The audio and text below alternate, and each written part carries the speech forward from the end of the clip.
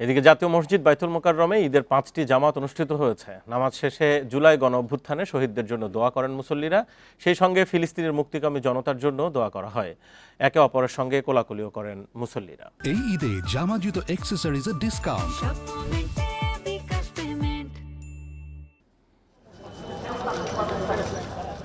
সকাল 7টায় জাতীয় মসজিদ বাইতুল মোকাররমে ঈদের প্রথম জামাত অনুষ্ঠিত হয়।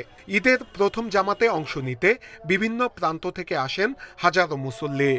ফ্যাসিস্ট মুক্ত হাসিনা মুক্ত বাংলাদেশে মানুষ এবারে যেভাবে যে আনন্দের সাথে ঈদ উদযাপন করছে, আমরা আসলে বিগত 16 বছর এরকম আনন্দের সাথে উদযাপন করিনি। সুন্দর একটা বাংলাদেশ গঠন করতে চাই। এই বছরে সমস্ত ওলামা ইকরাম মুক্ত আকাশে, এজন্য আমার কাছে মনে হচ্ছে অন্যান্য বছরের চেয়ে এবছর ঈদটা সত্যি একটা স্পেশাল।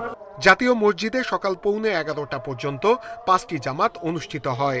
প্রতিটি জামাতে ঢল নামে মুসল্লিদের। শিশু কিশোররা আসে বাবার সঙ্গে নামাজ আদায়ে।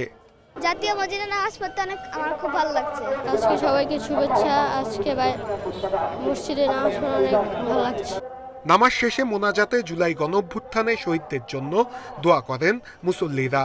দেশের মঙ্গল কামনা সহ ফিলিস্তিনের মুক্তিকামী জনতার জন্য হয় বিশেষ প্রার্থনা। যারা শহীদ হয়েছেন তাদের আত্মার জন্য মাগফিরাত কামনা করছি, এবং যারা অসুস্থ পঙ্গুত্ব বরণ করেছেন তাদের জন্য আমরা সুস্থতা কামনা করছি। যারা এখন আহত আছেন তারা জানি প্রপারলি রিকভার করে উঠতে পারেন। ঈদ জামাত ঘিরে বাইতুল মোকাররম এলাকায় নেওয়া হয় কঠোর নিরাপত্তা ব্যবস্থা। প্রবেশ ফটকগুলোতে বসানো হয় আর্চওয়ে। ঈদ মানে আনন্দ, ঈদ মানে খুশি, ঈদ মানে ধনী গরিব ভেদাভেদ ভুলে পারস্পরিক সম্প্রীতির শিক্ষা।